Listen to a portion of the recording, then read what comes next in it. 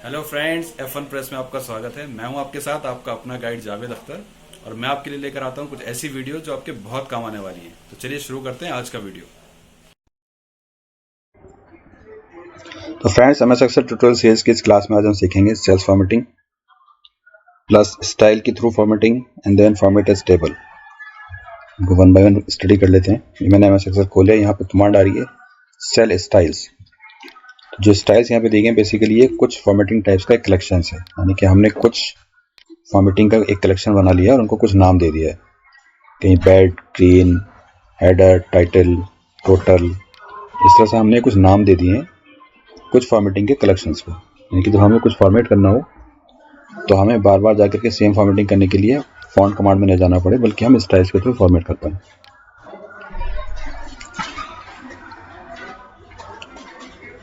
ठीक है फ्रेंड्स, तो इस तरीके से आप अपने रेंज को सिलेक्ट रखें और स्टाइल कमांड में जाकर के यहाँ से जो फॉर्मेटिंग आपको अच्छी लगती है उसको आप क्लिक कर दें तो सारी फॉर्मेटिंग आपकी रेंज के ऊपर अप्लाई हो जाएगी। ठीक है, इन्होंने टेक्स्ट के लिए अलग अलग नाम भी कुछ इन्होंने स्पेसिफिक किए हैं, एसएस के थीम्स के लिए कुछ कलर दे दिए, टाइटल हेडिंग के लिए अलग से कुछ नाम दे दिए। ठीक है, इसी डेट एंड मॉडल्स के लिए नीचे नंबर एंड फॉर्मेट्स के लिए भी कुछ इन्होंने रेडीमेड स्टाइल्स बना करके यहाँ पे सेव कर दिए हैं गैलरी के अंदर। तो आप यहाँ से रेडीमेड किसी भी स्टाइल्स को यूज करते हुए अपने डेटा को फॉर्मेट कर सकते हैं कम टाइम में और सिमिलरिटी के साथ। अगर आप हमेशा किसी एक पर्टिकुलर टाइप की स्टाइल्स को यूज करते हैं या कलर थीम को यूज करते हैं अपने डेटा के ऊपर या अपने समराइज रिपोर्ट के ऊपर, तो उसके लिए आप अपनी कोई स्टाइल बना के भी रख सकते हैं। मैंने क्लिक किया स्टाइल्स को मैं मॉडिफाई कर रहा हूँ। ये मैं स्टाइल का कुछ नाम देता हूँ ताकि मुझे याद रहे कि ये स्टाइल मैंने अपनी मॉडिफाई करके रखी हुई है। चलिए मैं इसका कुछ नाम देता हूँ। मैं यहाँ इसकी क्या क्या चीज़ें फॉर्मेट करूँगा या चेंज करूँगा, मैंने यहाँ पे टिक कर लिया। मैं कुछ फॉर्मेट इसकी डिफरेंट कर देता हूँ यहाँ पे ताकि हम इसका इम्पैक्ट देख पाएँ। ठीक है, फॉन्ट कमांड हमने स्टडी ऑलरेडी की हुई है। मैं सिंपल इस स्टाइल का इम्पैक्ट देखने के लिए यहाँ पे कुछ फॉर्मेटिंग चेंज कर रहा हूँ। इसे फिल में भी कुछ चेंज कर देता हूँ, अलाइनमेंट भी थोड़ा चेंज कर देता हूँ, हॉरिजॉन्टल अलाइनमेंट जनरल आ रहा है, मैं इसको सेंटर कर देता हूँ। ठीक है, तो इस तरीके से आप अपनी कोई भी स्टाइल्स को बना सकते हैं, क्रिएट कर सकते हैं, या रेडीमेड जो स्टाइल इसके अंदर दी गई उनको हम मॉडिफाई करके रख सकते हैं और जब जरूरत पड़ने पर उसको सिर्फ वो स्टाइल के नाम पे जाकर के क्लिक करने से फॉर्मेटिंग डन कर सकते हैं। ठीक है, तो हमने ये स्टाइल बनाया, उसके थ्रू हमने रेंज सेलेक्ट करके इस पर क्लिक कर दिया, वो रेंज हमारी सेम स्टाइल से फॉर्मेट हो गई। अब हमें हर बार उसकी अगर सेम फॉर्मेटिंग कहीं करनी है तो हमें फॉन्ट कमांड में जाकर के सारी चीज़ें सेलेक्ट करने की जरूरत नहीं, बल्कि हमने उन सारी फॉर्मेटिंग जो हम यूज़ करते हैं उनका कलेक्शन बना के रख लिया एक फॉर्मेट एक स्टाइल के नाम से। ठीक है, कुछ यहाँ रेडीमेड दिए गए हैं, इनको आप ऑलरेडी यूज़ कर सकते हैं, इंप्रेसिव हैं यहाँ पे ऑलरेडी दिए गए हैं। फिर भी अगर आपको अपनी कोई स्टाइल चाहिए तो वो बना के रख सकते हैं। जैसे मैंने यहाँ पे स्टाइल 100 के नाम से बना के रख लिए और उस स्टाइल का वो प्रीव्यू वहाँ पे दिखा रहा है जहाँ पे हमने लिखा हुआ है कि अगर इस स्टाइल से हम फॉर्मेट करेंगे तो इस तरह की फॉर्मेटिंग वहाँ पे डिस्प्ले होगी। ठीक है, तो इस तरीके से आप भी अपनी कोई स्टाइल बना के रख सकते हैं, किसी स्टाइल को बना सकते हैं या फिर उसको मॉडिफाई करके रख सकते हैं। नेक्स्ट कमांड यहाँ पे आती है फॉर्मेट एज टेबल। अभी ये जो यहाँ पे हम रेंज देख रहे हैं ये सिंपल नॉर्मल रेंज है, ये कोई टेबल नहीं है। अगर हम देखें तो A1 से F16 तक एक रेंज मैंने सेलेक्ट की हुई है। कहाँ से? A1 से, क्योंकि इसमें जो हेडिंग आ रहा है वो भी इसकी रेंज का पार्ट है। A1 से F16 नीचे बिल्कुल अगर देखा जाए तो ये एक रेंज है। इसको अगर हम बोलेंगे कि यूज करेंगे इस पूरी रेंज को तो हम इस तरीके से यूज करेंगे A1:F16। लेकिन अगर मैं इसको टेबल बना देता हूँ एज अ टेबल, मैं इसको फॉर्मेट कर देता हूँ, फॉर्मेट एज टेबल में जाके किसी भी फॉर्मेट को यूज करते हुए मैंने सेलेक्ट कर दिया माई टेबल हैज हेडर्स। ऊपर की जो रो है उसको उसने हेडर मान लिया और बाकी को उसने टेबल में कन्वर्ट कर दिया। जैसे भी इसको टेबल में कन्वर्ट करते हैं ऊपर एक एडिशनल मेनू खुल जाता है टेबल डिजाइन, जिसमें वो सारी कमांड्स आती हैं या वो सारी प्रॉपर्टीज आती हैं जो एक टेबल की होती हैं। ठीक है, उन प्रॉपर्टीज को हम कस्टमाइज कर सकते हैं। जैसे यहाँ पे इसने टेबल का नाम डिफॉल्ट दे दिया टेबल 1, इसको हम चेंज कर सकते हैं। ये मेरी फर्स्ट टेबल है, मैं इसका नाम रख देता हूँ my first table. Sorry, cursor नीचे आ गया, माई फर्स्ट टेबल। ये मैंने फर्स्ट टेबल यहाँ पे क्रिएट कर लिया। यही रेंज जो हमने रेंज यहाँ पे लिखी हुई थी A1:F16, ये इसने इतनी रेंज को एक टेबल का नाम दे दिया है। यानी कि इस टेबल के नाम से हम इस रेंज को कभी भी, अब अगर इसकी रेंज चेंज करनी है हम इसकी रेंज चेंज हम 17 कर देंगे तो नीचे वाली रो भी आ जाएगी इसी के अंदर। तो अगर हमें कभी रेंज एक्सटेंड करनी है अपने टेबल की तो हम रिसाइज टेबल में जाकर इसकी रेंज को एक्सटेंड भी कर सकते हैं। सेम वैसे समराइज भी कर सकते हैं। इस टेबल से अगर हमें कोई पिवट टेबल बनानी है, कुछ और डेटा इसके थ्रू हमें समराइज करना है, तो हम सिर्फ टेबल का नाम ही दे सकते हैं। जैसे हमें रेंज डालते हैं पिवट टेबल में, ऐसे हम यहाँ पे सिर्फ टेबल का नाम डाल देंगे तो उसी से वो डेटा पिक कर लेगा। इवन हम इसके अंदर डुप्लीकेट भी रिमूव कर सकते हैं। अगर इस टेबल के अंदर हमें डुप्लीकेसी रिमूव करनी है, इसके अंदर चूंकि कोई डुप्लीकेसी नहीं है इसलिए यहाँ पे कोई डुप्लीकेट नहीं हो रहा है। वापस को रेंज में कन्वर्ट करना है, जैसे हमने अभी टेबल में कन्वर्ट किया फॉर्मेट इस टेबल में जाकर के, अगर हम इस टेबल को वापस रेंज में कन्वर्ट करना चाहते हैं, इसको सिलेक्ट करें और कन्वर्ट टू रेंज पे क्लिक कर दें, वापस रेंज बन जाएगी। भले दिखने में सेम रहे लेकिन इसकी जो फॉर्मेटिंग है वो चेंज हो जाएगी। नेक्स्ट आ रहा है insert slicer. Basically insert slicer की जो डिफरेंट प्रॉपर्टीज है उनको बाद में स्टडी करेंगे, लेकिन नॉर्मली मैं क्लिक कर लेता हूँ यहाँ से, जेंडर नाम का मैंने स्लाइसर यहाँ से क्लिक कर लिया है। अब जेंडर से क्या होगा, टेबल के अंदर का डेटा फिल्टर हो जाएगा। मैं सिर्फ यहाँ पे मेल का डेटा देखना चाहता हूँ, मेल पे क्लिक करेंगे। फीमेल पे देखना है तो फीमेल पे, ऑल करना है तो हम इसको क्रॉस पे क्लिक कर देंगे, तो यहाँ से सारा डेटा टेबल का दिखना शुरू हो जाएगा। इस तरीके से हम देखेंगे स्लाइसर की प्रॉपर्टीज का जो कमांड्स हैं वो भी खुल गई हैं, लेकिन इनको हम बाद में स्टडी करेंगे। फिलहाल हम देख रहे हैं कि टेबल के जो फॉर्मेटिंग है उनको हम क्या क्या चीज़ें उसके अंदर कर सकते हैं, लेकिन टेबल में कन्वर्ट करने से हमें क्या क्या बेनिफिट्स मिल रहे हैं। इस टेबल को हम एक्सपोर्ट भी कर सकते हैं। इसके ऊपर जो हेडर आ रहा है इसको हम हटा भी सकते हैं, अभी क्लिक था तो इसलिए दिखाई दे रहा है। ठीक है, इसी तरीके से टोटल रो ऐड कर सकते हैं। फर्स्ट कॉलम देखो राइट साइड प्रीव्यू में दिखा रहा है, चेंज हो रहा है, बोल्ड कर सकते हैं। लास्ट कॉलम बोल्ड कर सकते हैं, चेंज कर सकते हैं। बैंडेड रोज हटा सकते हैं, लगा सकते हैं। ठीक है, अभी बैंडेड रोज लगा हुआ है। फिल्टर का जो बटन ऊपर आ रहा है उनको लगा सकते हैं, हटा सकते हैं क्लिक करके। और राइट साइड में जो स्टाइल्स है इसकी जो रेडीमेड गैलरी के अंदर आ रही है उसमें से इसे कलर्स भी चेंज कर सकते हैं। तो इस तरीके से डिफरेंट तरीके से हम एक टेबल एरिया को फॉर्मेट कर सकते हैं। उसमें से हम फिल्टर हटाना है, लेफ्ट साइड का कॉलम चेंज करना है, टोटल का कॉलम ऐड करना है, रोज ऐड करना है, स्लाइसर इसमें इंसर्ट करना है, वो सारी चीज़ें हम एक टेबल के अंदर कर सकते हैं। तो अगर हमें कुछ रेंज को टेबल की तरफ फॉर्मेट करना है तो वो भी हम कर सकते हैं।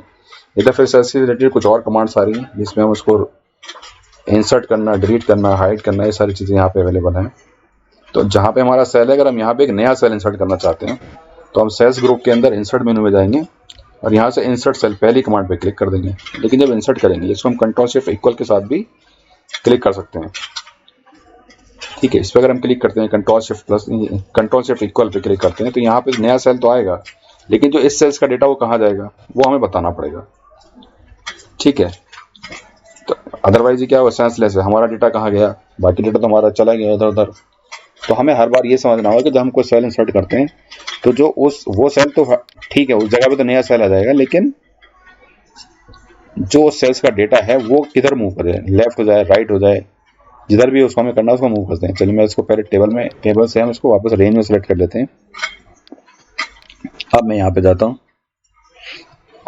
इंसर्ट, ये देखो सेल इंसर्ट किया इसने। तो जो जहाँ पे हमारा इस समय कर्सर है, हमारा एक्टिव सेल है, उसका डेटा नीचे मूव कर रहा है। मैं वापस दिखा देता हूँ आपको, कंट्रोल शिफ्ट इक्वल दबाएंगे यहाँ से। ये शॉर्टकट कमांड में याद रखनी होगी तो इजी रहता है, क्योंकि बार बार ही काम करना पड़ता है। तो कंट्रोल शिफ्ट इक्वल से हम इंसर्ट कर सकते हैं।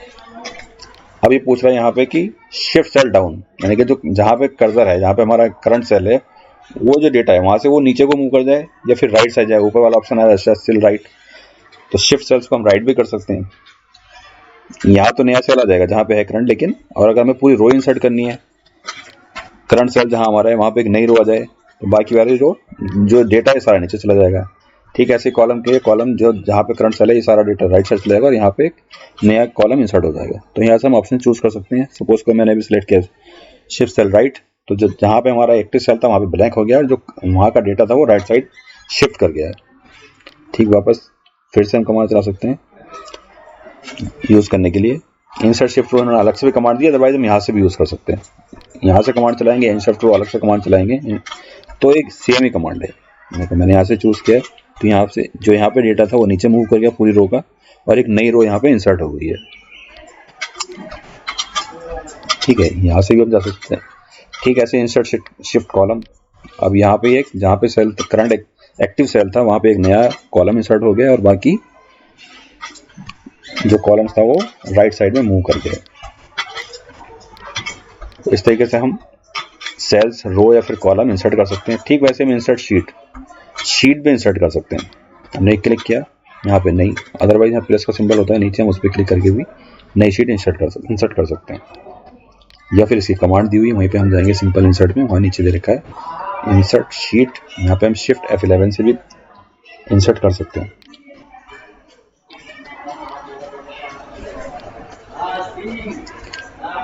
जैसे हमने इंसर्ट किया ठीक वैसे ही हमारे पास डिलीट का ऑप्शन भी होता है, डिलीट सेल्स।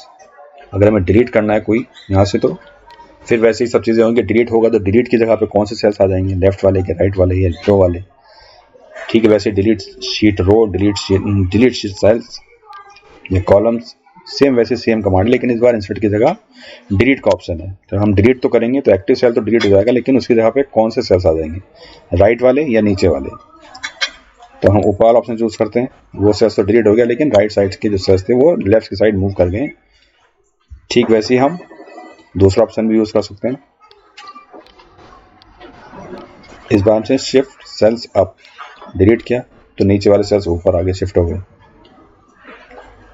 ठीक है, नीचे हमें एक ब्लैंक दिख रहा है इसी कॉलम में, वापस मैंने अनडू किया, फिर से डिलीट शीट रोज, इसको डिलीट कर सकते हैं, वो रोज पूरी डिलीट हो गई यहाँ से। जहाँ पे हमारा मैंने अनडू किया, वापस डिलीट शीट्स कॉलम, वो कॉलम ही डिलीट हो गया, कॉन्टैक्ट नंबर वाला। ठीक है, अब इसके अंदर एक कॉलम, वापस अनडू किया फिर से आ गया। अनडू करने के लिए हम कंट्रोल Z प्रेस कर सकते हैं। ऐसे हम डिलीट शीट को भी डिलीट कर सकते हैं, कमांड चलाएंगे यहाँ से डिलीट शीट, तो जो शीट हमने सेलेक्ट की वो डिलीट हो जाएगी। ठीक है फ्रेंड्स, तो इसी तरीके से हम जैसे हमने इंसर्ट किया था ठीक वैसे ही हम डिलीट भी कर सकते हैं। फिर नेक्स्ट कमांड दी हुई है यहाँ पे फॉर्मेट।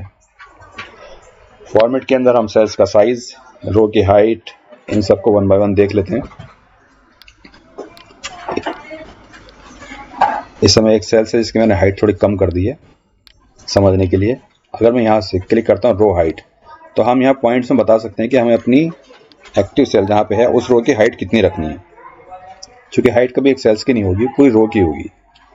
सपोज को मैंने 70 पॉइंट यहाँ पे सेलेक्ट कर दिया, तो देखो ये हाइट, इस रो की हाइट हमारी काफ़ी ज़्यादा हो गई है। अगर मैं इसको ऑटो फिट करता हूँ तो जितनी रिक्वायर्ड है सिर्फ उतनी ही, यानी कि उस रो के अंदर सेल्स में जो भी टेक्स्ट लिखा है उसमें जो मैक्सिमम साइज होगा वो प्रॉपर्ली फिट हो जाए, उतनी हाइट वो उसकी कर देगा। ठीक वैसे ही कॉलम की विड्थ भी, अगर हमें चेंज पॉइंट्स में देना है पॉइंट में दे सकते हैं।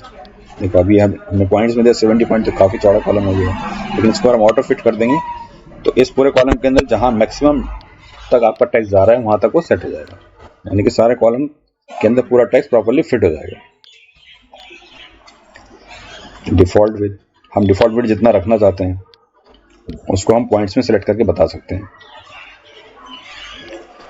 सेम वैसे हम हाइड अनहाइड भी कर सकते हैं। क्या हम हाइड करना चाहते हैं वो हमें बताना होगा। हाइड रो, जो एक्टिव सेल जहाँ पे है वो रो आपकी हाइड हो जाएगी। देखो 8 के बाद 10 रो हमें दिख रही है, यानी कि 9 नंबर की जो रो है वो हाइड हो चुकी है। अनहाइड करेंगे तो वापस अनहाइड हो जाएगी। ठीक है, हाइड करने के लिए हम कंट्रोल 0 यूज कर सकते हैं। हाइड रो के लिए हम कंट्रोल और स्मॉल ब्रैकेट होता है 9, यानी कि कंट्रोल 9 यूज कर सकते हैं। रो को और कॉलम के लिए हम कंट्रोल 0 कर सकते हैं। तो एक्टिव सेल जहां पे है, अगर उस कॉलम को हमें हाइड करना है तो कंट्रोल 0, उस रो को अगर हमें हाइड करना है तो कंट्रोल 9। सेम वैसे अगर इसको अनहाइड करना है तो कंट्रोल शिफ्ट के साथ सेम बटन वापस प्रेस करेंगे, कंट्रोल शिफ्ट के साथ 0 प्रेस करेंगे, यानी कि जो क्लोज स्मॉल ब्रैकेट होता है उसको भी यूज करेंगे तो कॉलम आपका अनहाइड हो जाएगा। और अगर रो को अनहाइड करना है तो हम कंट्रोल शिफ्ट के साथ 9 प्रेस करेंगे तो आपकी रो अनहाइड हो जाएगी। तो इन कमांड्स को हम इसी तरीके से याद रख सकते हैं कि जिस बटन से हम इसको हाइड करते हैं कंट्रोल शिफ्ट के साथ हम उसी से हम उसको हाइड अनहाइड कर सकते हैं। ठीक है, ये हाइड हो गई। वापस हम गए वहीं पे अनहाइड करने के लिए। अब यहाँ पे आ रहा है अनहाइड कॉलम। देखो कंट्रोल शिफ्ट और स्मॉल जो आपका ब्रैकेट होता है वो क्लोजिंग टाइप से, क्लोजिंग साइज, यानी कि 0 के ऊपर जो बना होता है उस पर हम क्लिक करेंगे तो वो अनहाइड हो जाएगी। ऐसे ही अगर हम रो को हाइड कर देते हैं, शीट को भी हाइड कर सकते हैं, पूरी शीट ही हाइड करनी है तो जिस शीट पे इस समय हम हैं वो हाइड हो गई है। वापस अनहाइड करना है, अनहाइड पे जाएंगे, वो पूछेगा कौन सी शीट अनहाइड करना है, क्लिक करेंगे। अगर एक से ज़्यादा शीट्स अनहाइड है तो हमने शीट सेलेक्ट की, क्लिक किया अनहाइड के ऊपर, तो वो शीट वापस आपकी अनहाइड हो जाएगी। ठीक है फ्रेंड्स, तो इस तरीके से आप हाइड अनहाइड हम रो सेल्स कॉलम इवन शीट्स को भी कर सकते हैं। हाइड करने के मैंने आपको बताया, अगर हमें एक्टिव सेल के कॉलम को हाइड करना है तो कंट्रोल 0, उस रो को हाइड करना है तो कंट्रोल 9, अगर अनहाइड करना है तो वापस कंट्रोल शिफ्ट के साथ 0 कॉलम के लिए और रो के लिए कंट्रोल शिफ्ट 9, उससे वो आपकी अनहाइड हो जाएगी। अदरवाइज कमांड यहाँ पे हम इसके ऊपर पॉइंटर लाते हैं तो दिखाई देती है, अगर कभी आप भूल भी जाए तो वहां से आप वो कमांड वापस देख सकते हैं। ऐसे हम किसी शीट को रिनेम भी कर सकते हैं। रिनेम करने के लिए हम टैब के ऊपर राइट क्लिक करके रिनेम कर सकते हैं, या फिर कमांड दी हुई है वहीं पे जिस शीट पे हम है कमांड चलाएंगे फॉर्मेट मेनू में जाकर के रिनेम शीट, तो वहाँ जाकर हम इसको रिनेम कर सकते हैं। अदरवाइज हम राइट क्लिक करके रिनेम भी कर सकते हैं।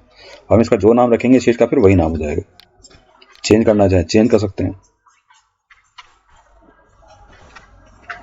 नेक्स्ट कमांड देख लेते हैं, मूव और कॉपी। इस शीट को हम यहाँ से मूव भी कर सकते हैं और कॉपी भी कर सकते हैं। कॉपी मतलब ये शीट कॉपी होकर कहीं और चली जाएगी जहां हम इसको रखना चाहते हैं। मूव मतलब यहीं से शीट मूव हो जाएगी, यहाँ से शीट कट हो जाएगी, जहां हम इसको रखना चाहते हैं वहां पे पेस्ट हो जाएगी। अब जहां में रखना है, सपोज करो इसी फाइल में रखना है, इस फाइल का नाम है इसे मैं font command in Excel copy, मुझे इसी में इसको मूव करना है, यानी पेस्ट वाली शीट के आगे रखना है। तो मैंने सेलेक्ट किया बिफोर शीट पेस्ट, इस समय आ रहा है यहाँ पे ये फॉन्ट। अगर मैं न्यू बुक में रखना चाहता हूँ न्यू भी रख सकता हूँ। चलिए मैं इस बार इसको इसी में रख लेता हूँ। और बिफोर शीट पेज शीट से इसको पहले रखना चाहता हूँ, मैं इसको पेज शीट के पहले बिफोर शीट, यानी कि ये वाली शीट इसके पहले चले जाए, पीछे चली जाए इसके। ओके करता हूँ और अगर यहाँ पे मूव टू एंड कर देता हूँ तो ये फिर एंड में ऑलरेडी है, ये एंड ही रहेगी। यहाँ पे ऑप्शन आता है क्रिएट ए कॉपी, अगर इस पर क्लिक कर देता हूँ तो कॉपी होगी चली जाएगी पीछे। अगर इस पर यहाँ क्लिक नहीं करता हूँ तो फिर ये मूव कर जाएगी। चलिए मैं इस बार मूव करता हूँ, देखो शीट इधर से हट के इधर चली गई है, पेस्ट अब राइट साइड में आ गई है और शीट 21 जो थी पेस्ट के लेफ्ट साइड में चली गई है, यानी कि मूव हो गई है, कट होके उधर पेस्ट हो गई है पीछे। ठीक वैसे ही अगर हम कॉपी करना चाहते हैं, इसको वापस मूव टू एंड करना चाहते हैं तो सेम प्रोसेस से हम इसको वापस कर सकते हैं। चलिए मैं इस बार इसको मैंने पेज शीट को कॉपी किया तो वो इस बार कॉपी होके आ गई, यानी कि पेज जैसी दो शीट हो गई, एक पेज और एक दूसरा उसने डिफॉल्ट नाम दे दिया पेज ब्रैकेट में 2, ये इसने इसको नाम दे दिया है।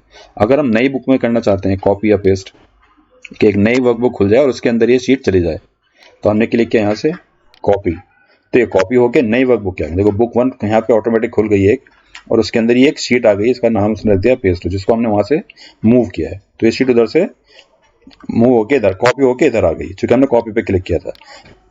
अगर हम यहाँ से मूव पे क्लिक करते कॉपी पे क्लिक नहीं करते तो यहाँ से शीट हट जाती है और दूसरी फाइल में चली जाती है। चलिए मैं इस बार बुक करता हूँ, उसी फाइल को दोबारा से बोल रहा हूँ कि बुक 1 के अंदर कर दे, क्रिएट ए कॉपी, वापस क्रिएट ए कॉपी किया। अब उस वाली फाइल के अंदर भी 2 शीट हो गई हैं, एक पेज 2 और एक शीट 21। तो इस तरीके से हम जो हमारी एक्टिव फाइल है उसके अंदर से हम शीट्स को कॉपी या मूव कर सकते हैं उसी फाइल के अंदर या फिर नई फाइल के अंदर भी, ठीक है, नई वर्कबुक के अंदर भी। नेक्स्ट कमांड दी हुई है टैब कलर्स। अगर हमें शीट्स के टैब के कलर चेंज करने हैं तो वो हम कर सकते हैं, राइट क्लिक करके टैब कमांड पे जा सकते हैं या फिर वहीं से शीट को सिलेक्ट करेंगे, फॉर्मेट मेनू में जाकर के टैब कलर्स आ रहा है वहां से कलर कमांड में जाएंगे और पैलेट्स के अंदर से जो भी कलर हम चूज करेंगे वो टैब का कलर वही हो जाएगा। ठीक है, देखो मैंने चेंज कर दिया, ब्लू ग्रीन रेड, ये टैब के कलर मैंने चेंज कर दिए हैं।